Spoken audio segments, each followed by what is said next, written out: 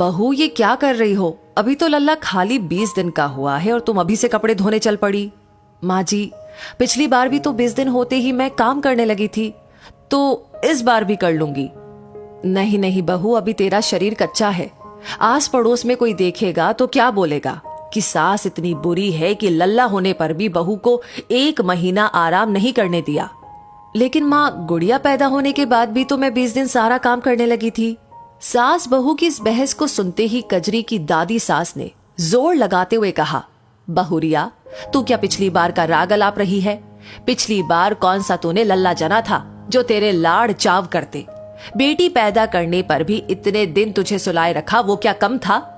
इस बार लल्ला लाकर तूने हमें सोने की सीढ़ी चढ़ाया है, तो हमारा भी तो फर्ज बनता है ना कुछ लाड़ चाव करने का। ज्यादा बहस मत कर और अंदर जा।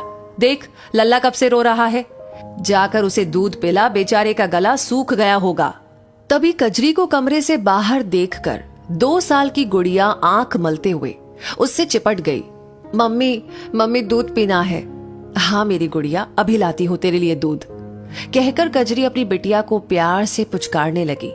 तभी दादी सास फिर कड़क कर बोली, तुझे क्या लगता है हम तेरी बेटी को खाना पीना नहीं खिलाते? सारा दिन तेरी सास इसके पीछे पीछे घूमती रहती है। इसे तेरी सास दूध पिला देगी। तू जा लल्ला के पास। कजरी भारी कदमों से अंदर जाकर अपने बेटे को दूध पिलाने लगी, लेकिन उसका मन बहुत बेचैन था। रह रहकर उसे वो दिन याद आ रहे थे जब उसने पहली बार ही बेटी को जन्म दिया था। घर में कोई खुशी नहीं मनाई गई और दादी सास, उन्होंने तो पूरे 10 दिन तक उस बच्ची का मुंह भी नहीं देखा था। कजरी को खाना पीना भी साधारण ही दिया जाता था। हाँ, कजरी की सास कभी कभी दादी सास से छिपकर के दाल में 2 चम्मच घी डाल देती थी, तो कभी सौंठ के लड्डू खिला देती थी। कजरी के हाथ पैरों में दर्द रहता था, लेकिन मालिश वाली भी नहीं आती थी। प्रसव के 20 दिन बाद ही दादी सास ने कह दिया, बस बहुत हो गया आराम, अब बहुरिया से कह दो अपना चौका चूल्हा संभाले। काम करते करते जब बीच में कजरी की गुड़िया रोने लगती तो कजरी उसे दूध पिलाने के लिए भागती, लेकिन दादी सास ताने देते हुए कहती, बच्चे तो रोते ही है सारा दिन, इसे गोद में लेकर बैठी रहेगी तो बाकी के काम कौन करेगा? लेकिन इस बार लल्ला के पैदा होने पर घर में उत्सव का माहौल था। दादी सास ने ही सबसे पहले लल्ला को अपनी गोद में लिया था। देसी घी के लड्डू भी बना दिए गए थे और कजरी और लल्ला की मालिश के लिए भी एक दाईमा आती थी। लल्ला के रोने की आवाज सुनते ही सब कहने लगते, क्या हुआ लल्ला को? भूख लगी है क्या? कहीं तबीयत तो ना बिगड़ गई? कजरी को सब समझ में आ रहा था। उसने लल्ला को सुलाया और फिर अपनी गुड़िया के पास आकर उसे गोद में बिठा लिया। कजरी की गोद में गुड़िया को देखते ही दादी सास ने आंखें निकालते हुए कहा, बहुरिया, तुझे कहा था ना अभी तेरा शरीर कच्चा है। कजरी आज बोले बिना नहीं रह पाई। माफ करियो दादी, जितना कमजोर मेरा शरीर लल्ला पैदा करने पर हुआ है, उससे ज्यादा कच्चा तो गुड़िया पैदा करने पर हुआ था। उस बखत तो किसी को मेरा दर्द, मेरी परेशानी नजर नहीं आई, ना ही उस बखत किसी को मेरी बिटिया का रोना सुनाई पड़ता था, ना उसकी किलकारी। आप लोगों को बस ये लड़की नजर आती थी, लेकिन बेचारी इस नन्ही सी जान को क्या पता लड़का लड़की का फर्क।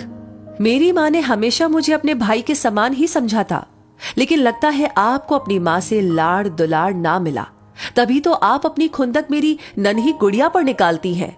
दादी, सारे बच्चे एक जैसे ही पैदा होते हैं, फिर चाहे वो लड़का हो या लड़की, दर्द भी बराबर होता है और खुशी भी। याद रखियो दादी, वंश बहुएं ही बढ़ाती हैं। जब लड़की ना होवेगी तो बहू कहां से लाओगे? आज कजरी की दादी सास और सास दोनों कजरी का मुंह देखती रह गई। दादी, मैं अपने दोनों बच्चों को बराबर पालूंगी। एक माँ होकर भी अगर मैं खुद ही अपने बच्चों में फर्क करूंगी तो इस दुनिया समाज को क्या दोष देना? दादी की नजरें नीची हो गई थी और कजरी की सास के चेहरे पर एक मुस्कान उभर आई थी। वो तो आज तक अपने बच्चों के लिए आवाज ना उठा सकी, लेकिन कजरी ने आज वो कर दिखाया। दादी ने फिर से डांटते हुए कहा, 2 अक्षर पढ़ लिए तो अब तू मास्टरनी बन के मुझे ही पढ़ाएगी क्या? माफ कर दे इस बुढ़िया को, लेकिन अभी लल्ला का ध्यान रख। अगली सुबह जब कजरी उठी तो हैरान थी। गुड़िया दादी सास के पास खेल रही थी और दादी मुस्कुराते हुए उसके मुंह में मुरमुरे के दाने खिला रही थी। गुड़िया भी दादी की ओढ़नी को अपने चेहरे पर डालकर कभी छिप जाती, तो फिर ओढ़नी हटाकर हंस पड़ती। दादी ने आज पहली बार अपनी पड़पोती को ऐसे खेलते देखा था। उन्होंने गुड़िया को गोद में लेकर उसका माथा चूम लिया। कजरी दूर खड़ी डबडबाई आंखों से ये नजारा देख रही थी। इस कहानी को सुनकर के आप क्या महसूस कर रहे हैं? कमेंट सेक्शन में लिख करके अपनी राय हमें जरूर बताएं। और अगर ये कहानी आपको अच्छी लगी है, आपने ऑलरेडी लाइक कर दिया है, तो इसे शेयर करना बिल्कुल ना भूलें। आपके लाइक, शेयर और कमेंट्स, आपका ढेर सारा प्यार हमारे लिए होता है असली मोटिवेशन ऐसी कहानियों को आप तक पहुंचाने के लिए। साथ ही हमारी हर कहानी को सबसे पहले पाने के लिए हमारे पेज को फॉलो करना ना भूलें। धन्यवाद।